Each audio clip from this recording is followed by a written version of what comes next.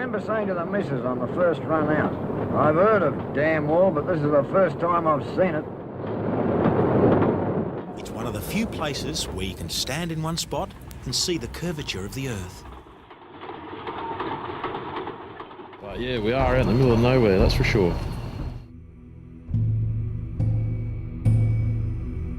The Nullarbor Plain is a land that should probably only exist in fiction.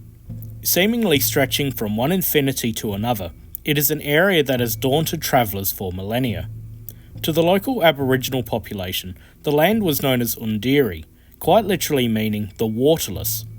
After the arrival of the British colonists, the current name of Nullarbor was adopted, derived from the Latin words of nullus and arbor, translating as no trees. Both waterless and treeless, these names are apt. Covering an area almost the size of the state of Victoria, this land acted as a barrier between the eastern and western halves of Australia. It was a barrier that would almost permanently separate Australia in two.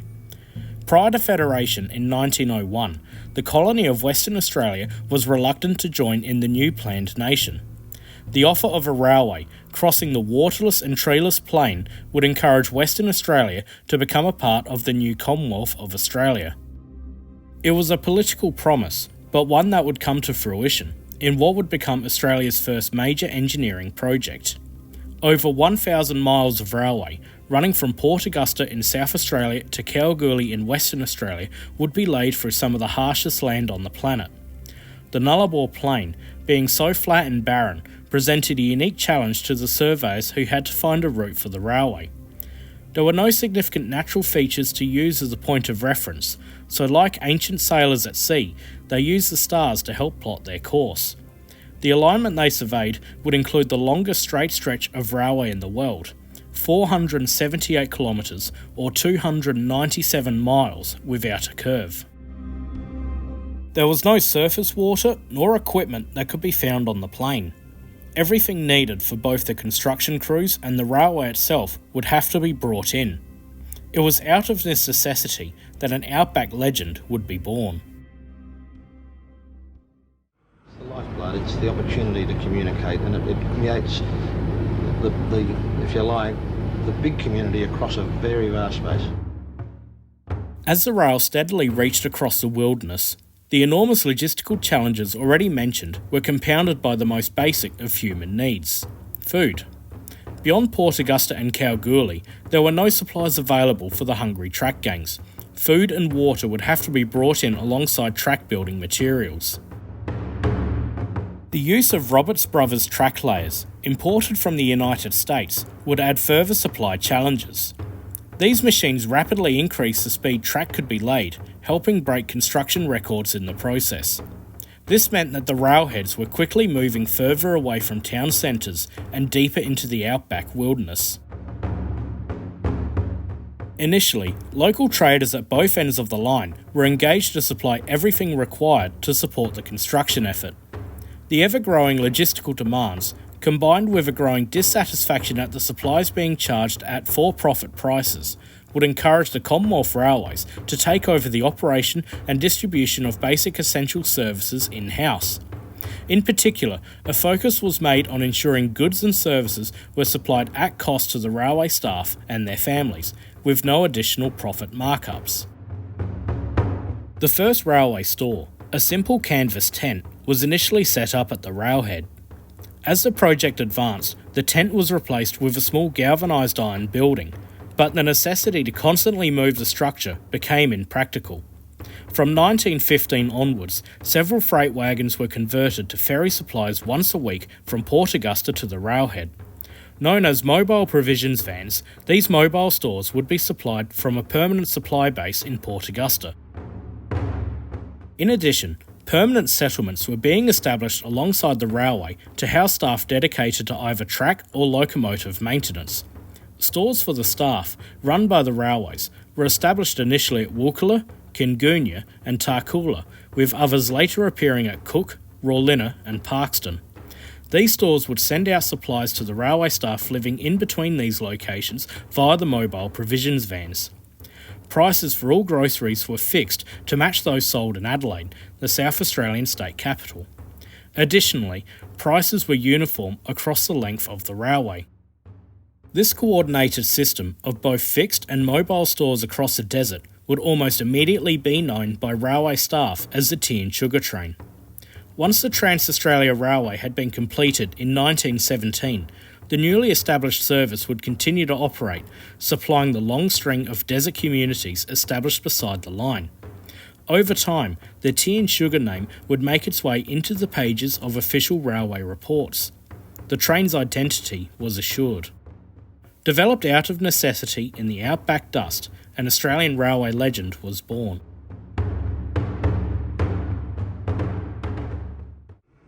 The train is the village store, the bank, and the health centre for the rail workers and others living along the 1,100-mile track between Port Augusta and Kalgoorlie. As the new railway store system was developed during the construction phase of the Trans-Australia Railway, the early rolling stock required for the Tea and Sugar Train would have to be improvised from equipment already available. To begin with, 6 small brake vans and 1 flat wagon, provided with a timber boxcar-like body, were used as provisions vans. These would supply general groceries, fresh produce, dairy items and baked goods. These were, however, a temporary solution and would only last a few years in traffic. In 1920, 2 converted provisions vans would emerge from Port Augusta workshops. Once again, these were built on standard flat wagon underframes.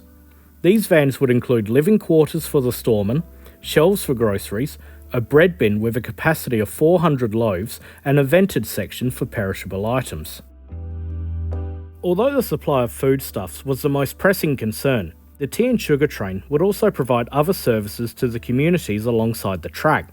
This included the distribution of both pay and general banking services.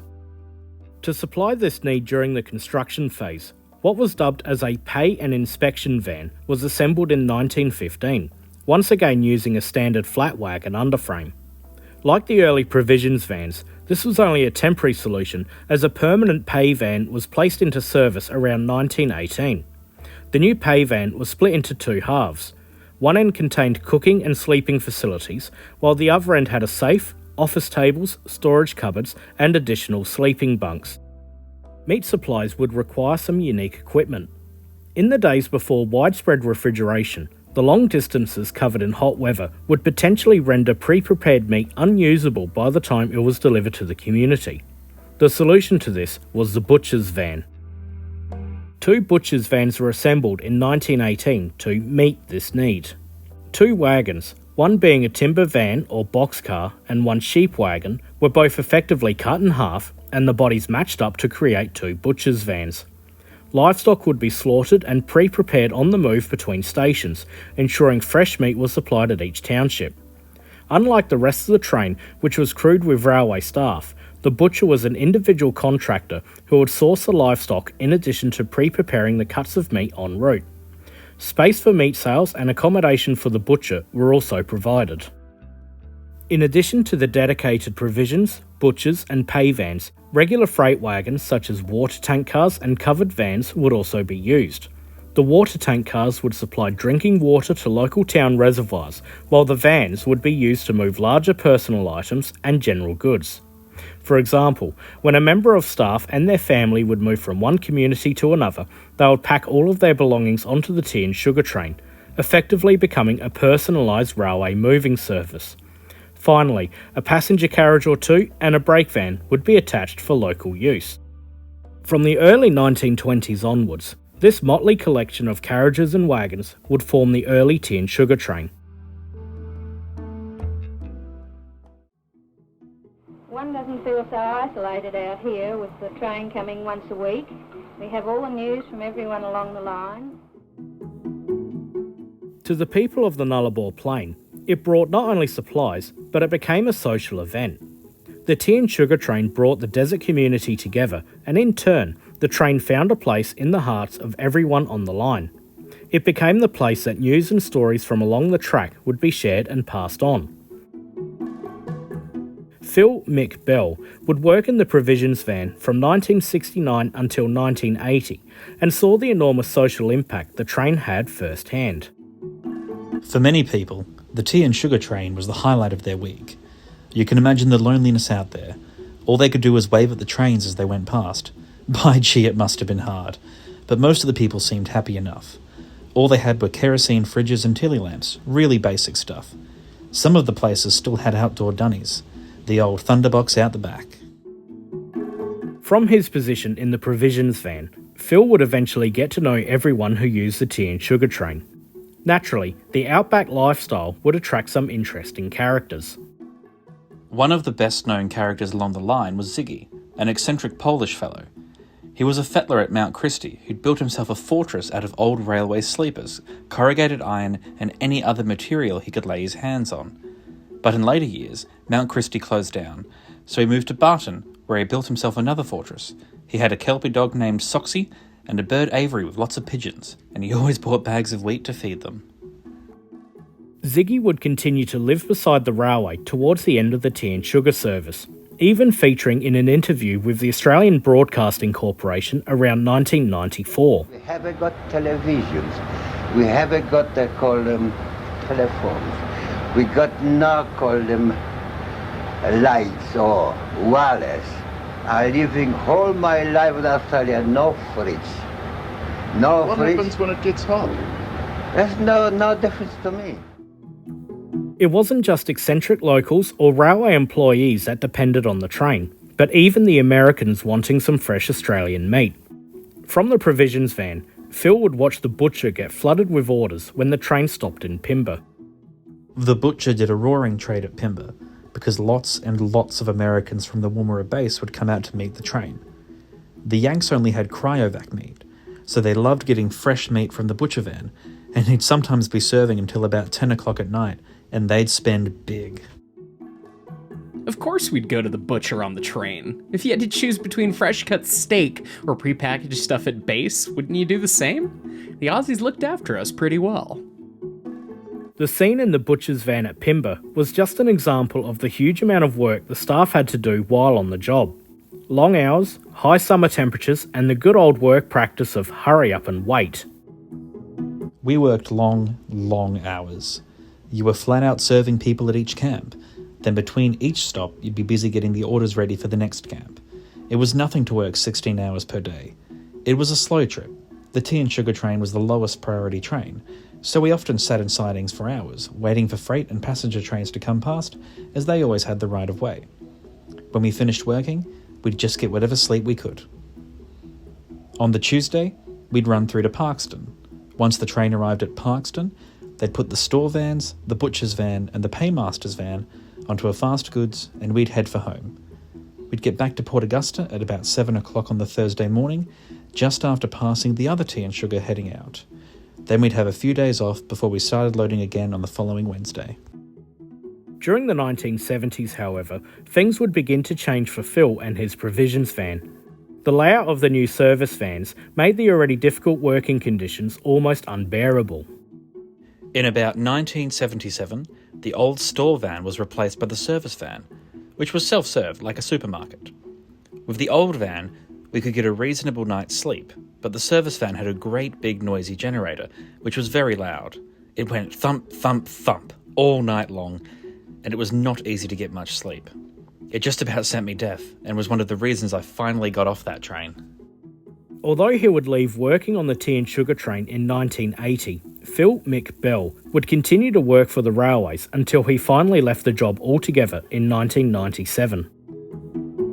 Although the staff in the butcher's van and provisions van worked long hours, they nevertheless enjoyed the job. Similarly, the drivers who kept the tea and sugar train moving also loved the work. Ron Howry would commence as a trainee locomotive driver in 1976 and would be formally qualified in 1981. One of his favourite jobs was the tea and sugar. The tea and sugar was a ripper train to run. I really enjoyed it. The train ran each week between Port Augusta and Parkston, supplying all the settlements across the Nullarbor. It took a full week to make the journey, and for many of the people living along the line, it was the highlight of the week. There were 2 identical tea and sugar train consists, with one leaving Port Augusta each week, and on arrival at Parkston it would be attached to a regular freight train for the journey back to Port Augusta, in time to stock up for the next week's run. The train had a grocer's van, a butcher's van, and a movie cinema. It also had 3 banks, the Commonwealth, the ANZ and the Bank of New South Wales. The store was open from 6 a.m. to 10 p.m. The train stopped each night when the store closed, which meant we could get a good night's sleep too. Living beside the line was Kathy Beak, who would not only grow up on the Nullarbor, but would later raise a family besides the Trans-Australia Railway. For all that time, the tea and sugar train was not only a constant part of life, but an appointment not to be missed. For the kids, the arrival of the tea and sugar train was the highlight of the week. We'd get our 2 bob and off we go to buy our lollies and chips and drinks and whatever. It was just like going down to the corner shop. Then we'd go to the butcher's cars and get a piece of Fritz. Reel-to-reel movies would come every now and then, and my dad showed them in the hall like Cook. Or sometimes we'd watch movies in the picture carriage. The weekly arrival of the tea and sugar train was the Outback equivalent of doing the weekly grocery shop. While in more built-up areas, the weekly shop is somewhat optional. Out on the Nullarbor, it was a necessity. As such, you had to make sure what you received from the train would last, and you had to plan ahead. Kathy Beak recalled how her mother managed this situation. She had to be very well organised with our food, although we never went without. Every week, Mum put her order in and gave it to the van man on the tea and sugar train, and you'd receive your order on the following week's train. For the kids living along the Trans-Australia Railway, there was one arrival every year that would outshine all the others. In the extreme summer heat of an Australian Christmas, Santa would come to town, and he would do so on the tea and sugar train. Although the provision of Christmas gifts by the Commonwealth Railways to the staff on the line had been a tradition since 1928, the spirit of the season would become synonymous with one man. Alf Harris was a lifelong railwayman with the Commonwealth Railways, having worked as both a locomotive driver and inspector. However, in 1959, he would take on a new role, Sunburnt Santa, with the tea and sugar train being his reindeer on rails. It was a role he would carry out for 36 years, even after he had officially retired from the railways. They all knew there was one Santa in the world, and he was on the tea and sugar. We always had a wonderful reception, and it was hard to explain the satisfaction we got. The kids always had big smiles on their faces, and the parents too. It was a hot and sweaty job, sitting there in a Santa coat in those temperatures, but I think I got as much pleasure out of that trip as the kids. The train was the highlight of the year for them and was keenly anticipated. As soon as the train pulled to a stop at the siding, all the kids would be waiting. While the joy shown on the faces of the children waiting for Santa was universal, the Nullarbor Plain was about as far removed from the North Pole as one could get. The unforgiving climate and harsh summer heat would sometimes make the Christmas journey a real endurance test. When I first went out on the Nullarbor Plain in 1959, we stopped at 45 sidings and there were 850 to 900 children living along the line. That first trip was a nightmare. There was a dust storm so bad you could barely see your hand in front of your face, and it was about 125 degrees Fahrenheit in the water bag, with no air conditioning. We were just flat out all the way. Joy, however, would win out over desert adversity, for both the children of the Nullarbor and for Alf Harris. Kathy Beak would experience the arrival of Sunburnt Santa, both as a child and then later as a parent on the Nullarbor, with Alf Harris always present. No matter what stage of life you were in, the arrival of the tea and sugar train at Christmas was an event to be cherished. Alf Harris, the man who played Santa Claus for many years, was an absolutely fantastic bloke. Alf gave us Christmas presents when we were kids, and later on, he gave my kids Christmas presents too. So he got to know us pretty well. He knew everyone's name, and he'd say to my kids, "I gave presents to your mum when she was a little one." Santa's arrival on the tea and sugar was by far the biggest event of the year for the kids, and they all looked forward to it. When we lived in Forest, which was on the long straight, you could see the train's headlights coming for hours, all the way from Reed, so all the kids would be out there waiting. In 1990, Alf Harris's service to the communities on the Trans-Australia Railway would be recognised with the awarding of the Order of Australia Medal for his service to the community. He would continue to be a part of the tea and sugar train right until the very end of the service, and would become a part of the train's story.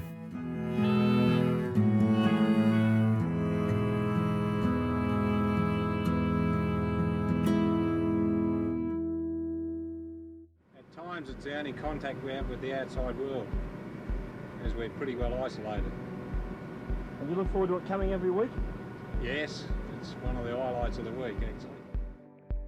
As the years rolled on, the tea and sugar train would grow and evolve as needs dictated and new equipment became available. The original 1918 built butcher's vans, while effective for their unique function, were also primitive.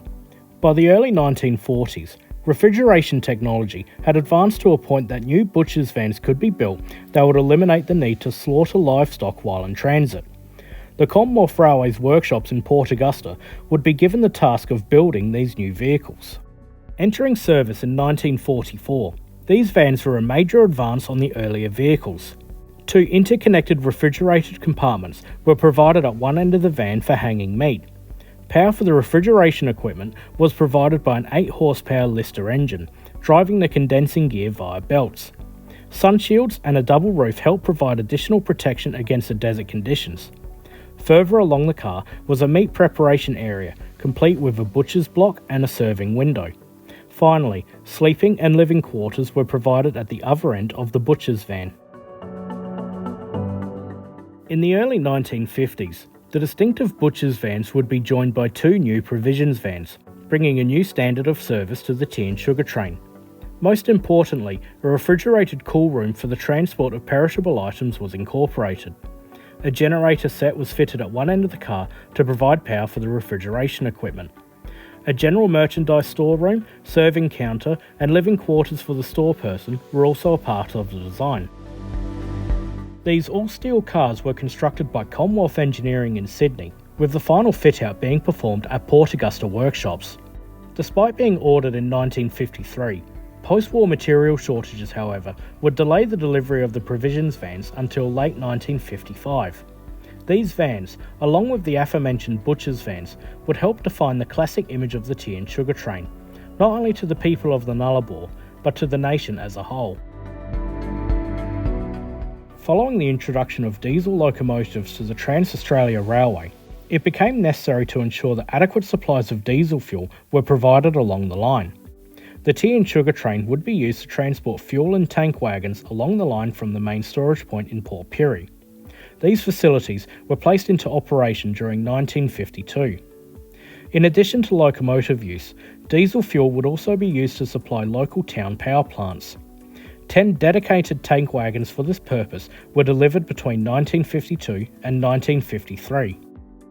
The health of the families living on the railway was always a matter of key concern to the Commonwealth Railways. Between 1918 and 1922, 2 dedicated hospital vans were located beside the line at Tarcoola and Rawlinna to provide medical services.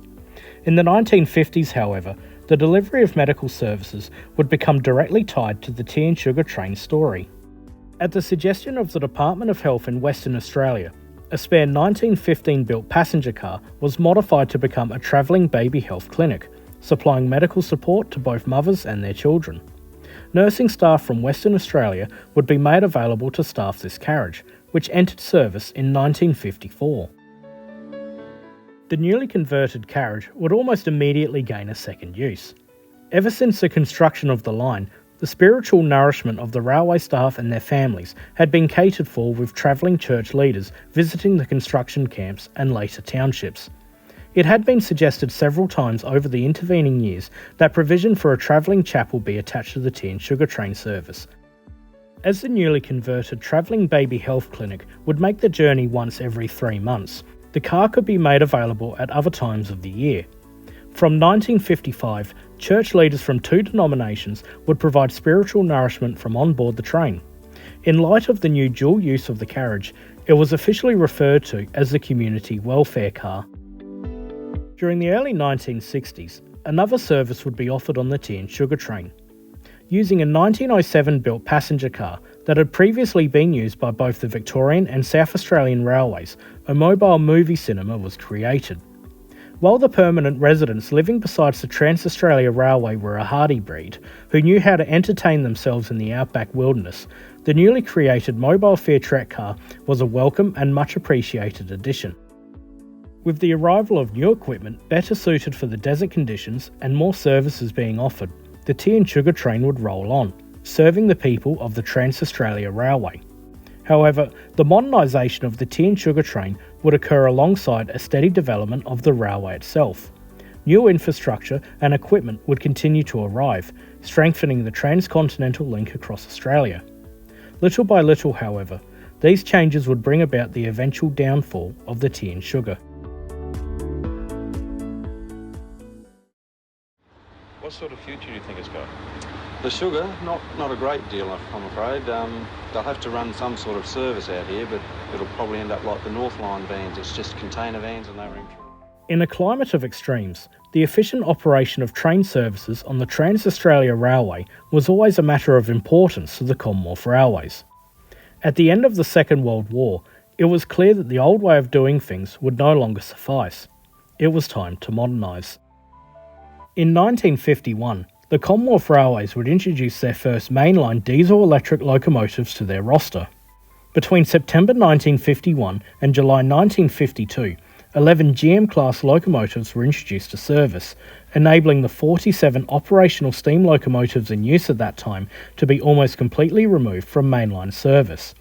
The new diesels meant a whole day could be shaved off of train schedules, while frequent coal and water stops, a necessity with steam traction, could be eliminated. This also meant that the multiple steam locomotive depots located at Tarcoola, Cook and Rawlinna could also be closed, with the now redundant staff being transferred to either Port Augusta workshops or on the narrow gauge Central Australia Railway. This would cause a population decline on the Trans-Australia Railway and consequently a reduced demand on the tea and sugar train. While there was a reduction in staff owing to the introduction of diesel traction, the enormous army of people employed to maintain the track and manage the local station still had to be provided for. The tea and sugar train would continue to roll on. Although the introduction of diesel-electric locomotives had revolutionised operations on the Trans-Australia Railway, it was becoming clear that the infrastructure around the trains would need to be modernised as well. Aside from routine maintenance, the track work on the Trans-Australia Railway had changed relatively little since the line was initially built. The original 80 pound per yard or 40 kilogram per metre rails were still in use along the 1,108 miles or 1,783 kilometres from Port Pirie to Kalgoorlie. This enormous quantity of rail was mechanically bolted together for the entire length of the railway, creating the classic clickety-clack sound for the entire journey. Additionally, the sleepers or ties, all 2.5 million of them, were entirely timber. It was clear that a major investment would be required to modernise the track and bring it up to a more modern standard.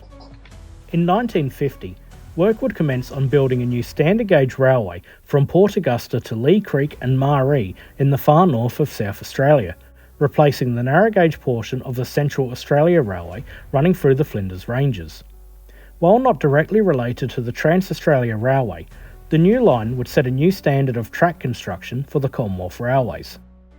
Heavy 94 pound per yard or 47 kilogram per metre rail was welded into continuous lengths and transported to site. The advantages of using continuously welded rail were immense, providing both a smoother ride and eliminating the additional maintenance required by the traditional track joints. A new rail welding facility was established in Port Augusta and was opened in October 1952, initially supplying rails for the new standard gauge line to Maree, but also for the Trans-Australia Railway.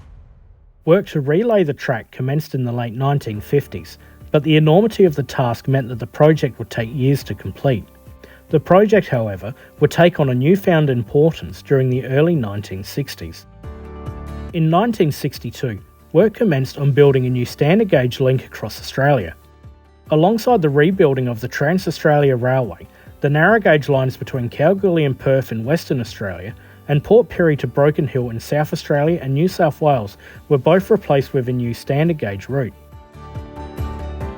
This national undertaking would add extra impetus to the Trans-Australia Railway reconstruction program, although the project wouldn't be complete until 1973, 3 years after the coast-to-coast standard gauge link had been commissioned. The benefits were immediate, with thousands of mechanical track joints eliminated and faster and heavier trains now running smoothly through the desert. It wasn't just the rails that were receiving attention during this time. Nearly 2.5 million timber sleepers, or ties, were used when the line was built, mostly from hardwood like karri or jarrah. While these were some of the finest Australian timbers available for railway use, the harsh climate of the Nullarbor Plain meant that replacing sleepers was a constant task. Not only was it necessary to replace thousands of sleepers every year, but the track relaying program would only see the number of sleepers increase as a means of strengthening the roadbed. Harder than replacing sleepers, though, was the need to constantly find new staff to maintain the track. In 1957, 52 individual track gangs of 6 people each were employed on the line. The extremes of both climate and isolation meant that employee turnover was extremely high. For those who would stay, replacing sleepers was a constant task. Des Smith, the Commonwealth Railway civil engineer, noted that by 1960, over 500,000 new sleepers had been installed in the track over the previous 2.5 years. At the same time, however, a further 300,000 were marked as needing replacement. It was a never-ending and expensive game of catch-up.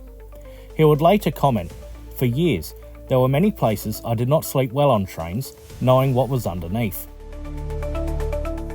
The costs of regular sleeper replacement, recruiting and retaining staff, and providing the required housing, all in one of the most inhospitable environments on Earth, meant that the maintenance costs were an area of key consideration. What was needed was a railway sleeper that could withstand both the desert environment and have a longer service life than the current timber ones. The answer was concrete. In 1960, on a siding at Wirrapa, an experiment would take place. 19 experimental concrete sleepers of Swedish design were installed. By mid-1963, over 3,600 concrete sleepers of 7 different types, including 2 developed in-house by the Commonwealth Railways, had been installed for trial purposes. The advantages of concrete sleepers were immense, being stronger, rot-proof, and having a lifespan of up to 50 years in service. It was clear that this was the way forward. Concrete sleepers wouldn't become a permanent part of the Trans-Australia Railway straight away, though. Further experiments and refinements were needed to make a concrete sleeper design suitable for full-scale Australian production.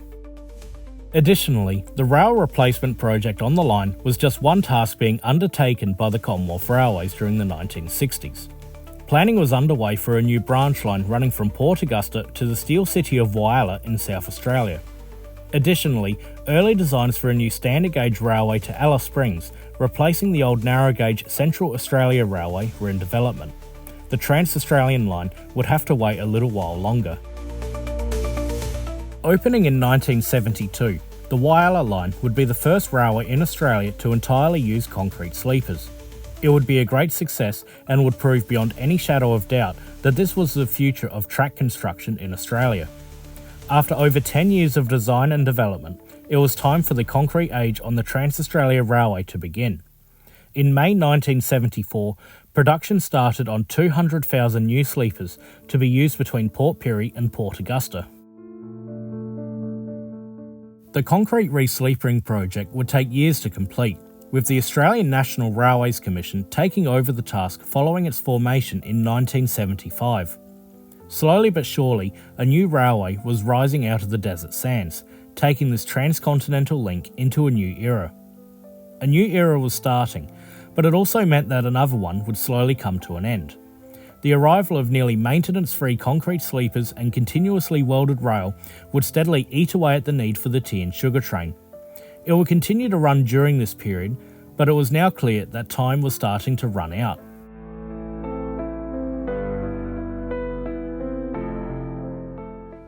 They used to have a butcher van on that. Well, that was a mongrel thing when you have to fuel it up top and the fuel will go all over the top of you. We're glad to see the last of it. Times were definitely changing, but the tea and sugar train would continue to change with them, especially as more modern equipment became available.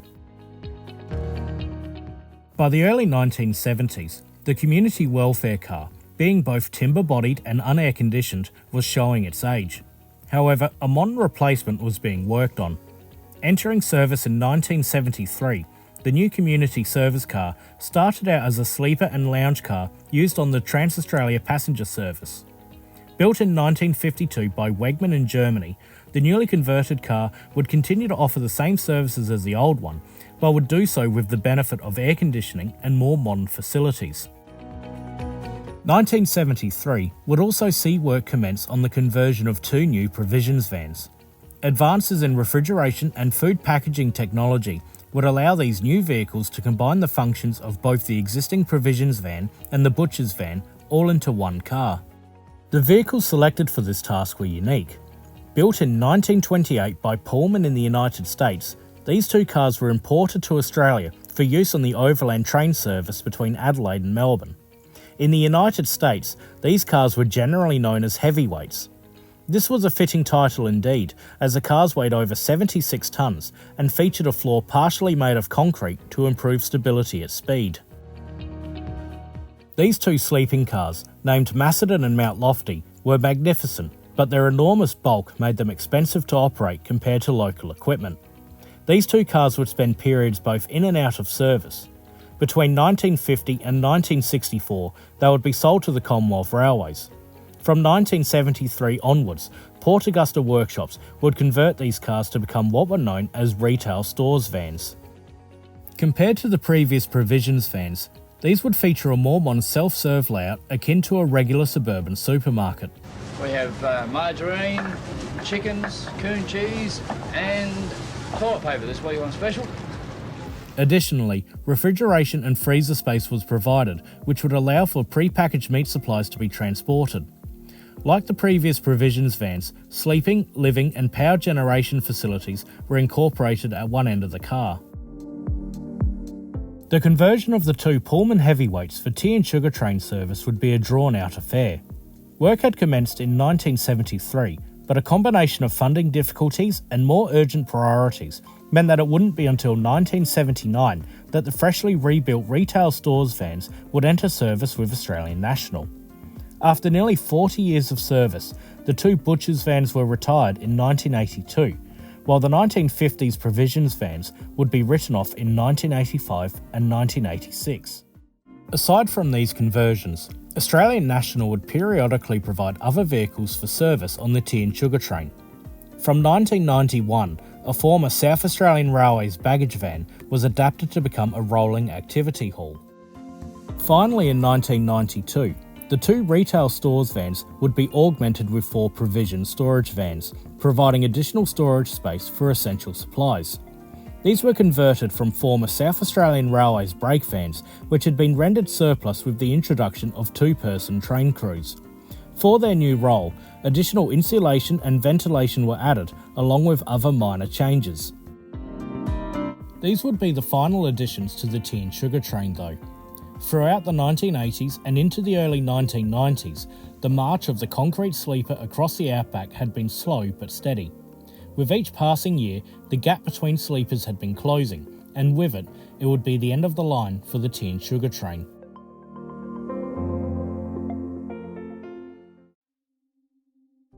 Yeah, what would you do without the tea and sugar? Whippy bucket.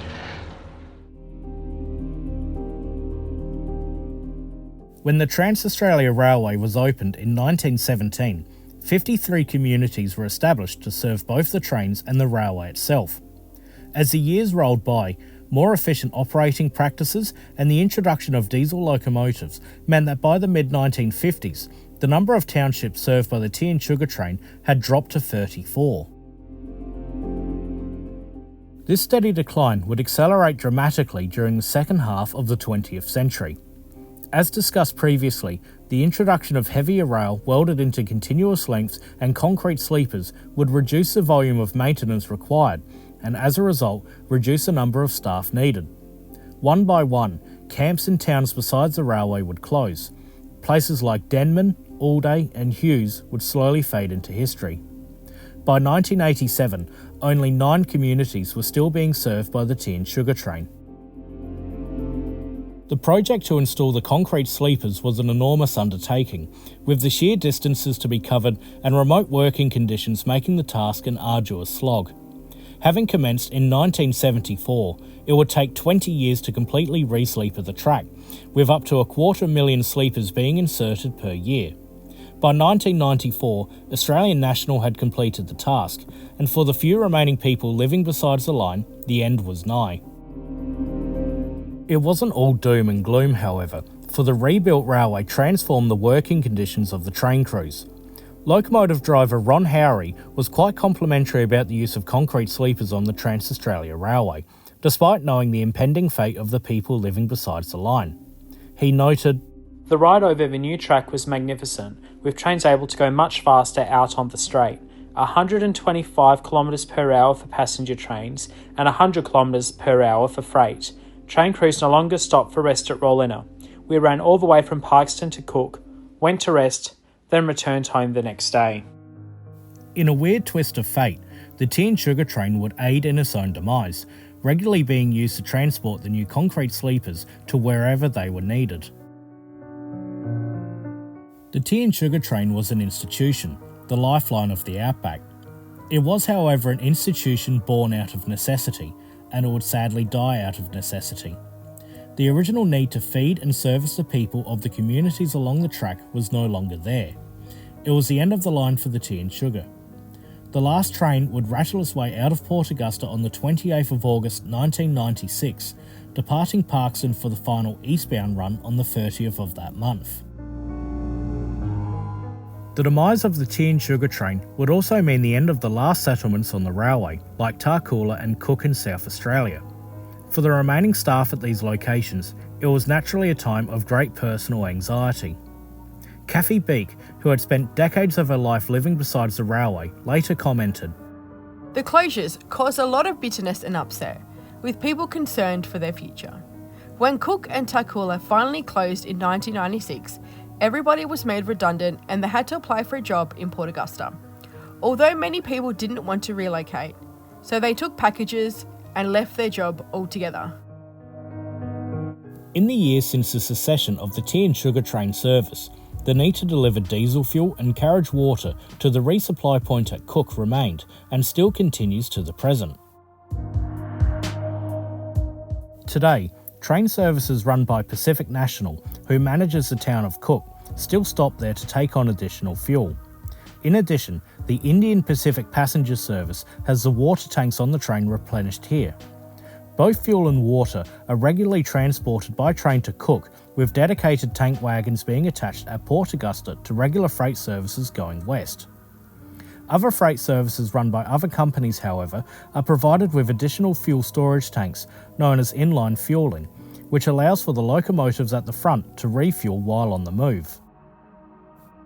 The train servicing facilities, station building and crew barracks in Cook are looked after by town caretakers.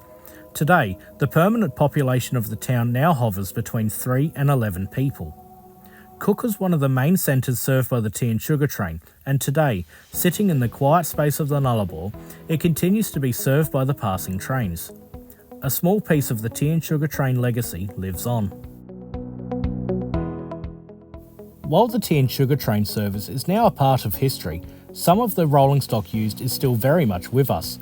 The original timber community welfare cart from 1955 is today a part of the Wadlutta Outback Centre in Port Augusta, now used as a display to tell the history of the Trans-Australia Railway. The two Pullman heavyweight cars, converted to retail store vans by 1979, have both survived and are now located in Victoria. One, now known once again as Macedon, has been restored and runs on the Victorian Goldfields Railway as a beautifully appointed parlour car. Its sister, Mount Lofty, is awaiting a similar restoration. At the National Railway Museum in Port Adelaide, South Australia, a replica tea and sugar train consist has been assembled and is on display. A timber-covered van, the 1944 butcher's van, the 1955 provisions van, a 1971 paymasters van and a 1971 relay van have been combined and lovingly restored, preserving both the history and memory of the tea and sugar train for future generations to admire long into the future. In Australia, there have been many famous train services that have now passed into history. Trains with names like the Spirit of Progress, the Sunlander, the Tasman Limited or the Westland. The tea and sugar train may not have been as glamorous as these examples, but it is just as fondly remembered. It was a train that not only served the people of the Outback, it became a vital part of those very same communities. It was their link between both each other and the outside world. This has been Outback Lifeline, the tea and sugar story.